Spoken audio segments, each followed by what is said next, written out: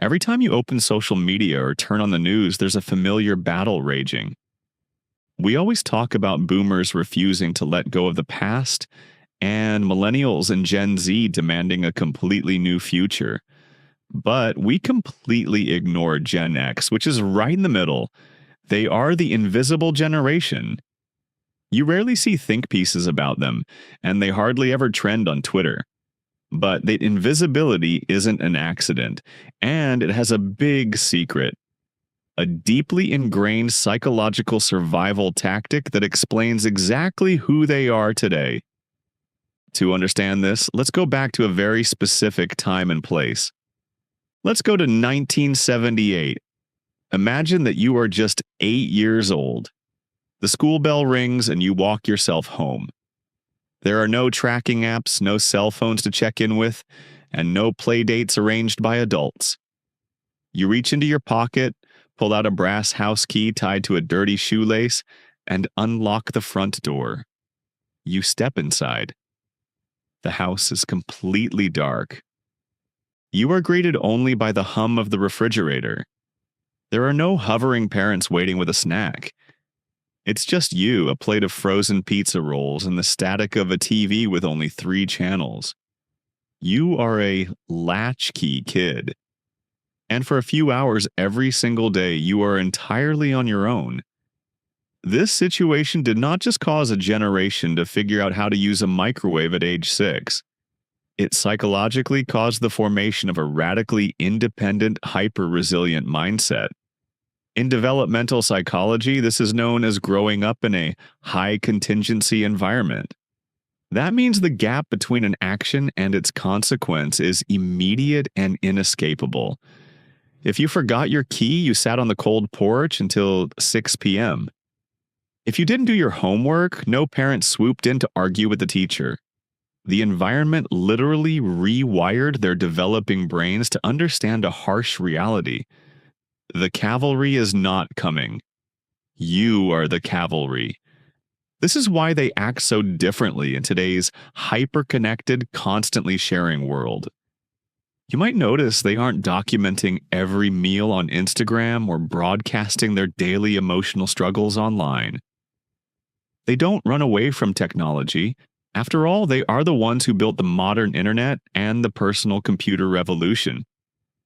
But they have learned to treat privacy as their ultimate form of security. In a world shouting for attention, they stay quiet. To Gen X, oversharing is dangerous. Visibility equals vulnerability. They aren't pessimists, they are strict realists. Keeping their heads down and staying off the radar is how they learn to stay safe. But childhood wasn't just lonely, the outside world felt dangerous too. They grew up watching the Challenger explode on live TV, hiding under school desks for nuclear attack drills, and absorbing the constant, looming threat of the Cold War. They chose irony and deep sarcasm as a shield to survive in this situation. When the world is falling apart, you learn to laugh at the utter absurdity of it all. Think of the grunge movement or the apathy of 90s pop culture. Sarcasm became their armor. It was a brilliant psychological defense mechanism. If you don't take the world too seriously, the world can't break your heart. Because of this unique upbringing, there is a strange paradox in them. They're both fiercely, stubbornly independent and incredibly cooperative in absolute silence. They will quietly carry the weight of an entire department at work, but they absolutely refuse to micromanage you. There's another paradox too. They are intensely loyal to their skills and their craft, but deeply cynical about corporate loyalty. They respect genuine expertise, but they don't care at all about fancy titles or corner offices. To Gen X, a title means nothing. You have to prove your worth to them through action. But this power has not come without a cost. This group struggles intensely with high-functioning anxiety and a crippling inability to ask for help, because their root cause, that empty house in 1978, taught them that relying on others is fundamentally unsafe. Add in the fact that they've absorbed the economic blows of the dot-com bust, the 2008 financial crisis, and a global pandemic right during their peak earning years. Today, they are the sandwich generation, quietly taking care of their aging boomer parents while still supporting their own kids. They are exhausted.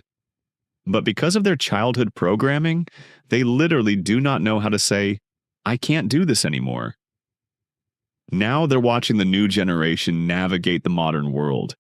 As parents, they tried to make up for the neglect of their own childhoods. They showed up to every single soccer game. They helped with the homework. They became the helicopter parents who gave their kids the constant attention, safety, and emotional validation that they never received themselves. But now they're worried that the result will be the exact opposite of what they intended. They look at the younger generations and quietly fear that they've accidentally created a youth too dependent on others. A generation that might lack that gritty, figure-it-out-yourself survival instinct that defined Gen X. Ultimately, this group is like a massive structural bridge. Bridges are completely invisible when they're working right. You drive over them every single day without a second thought. Gen X connects the analog, traditional past of the boomers to the highly digital, emotional future of millennials and Gen Z. They just bear the weight, absorb the heavy traffic, keep the structure from collapsing, and expect absolutely zero thanks for doing it. And perhaps their most attractive trait is that they don't care at all whether anyone notices them or not. If you belong to Gen X, write to me in the comments right now. Do you see these traits in yourself? What is the biggest challenge you are enduring these days under the weight of your silence?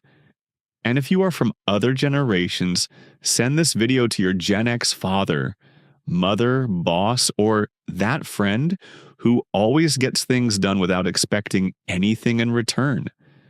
Send it to them to remind them that, contrary to what they might think, we see them and their quiet efforts, and we appreciate them.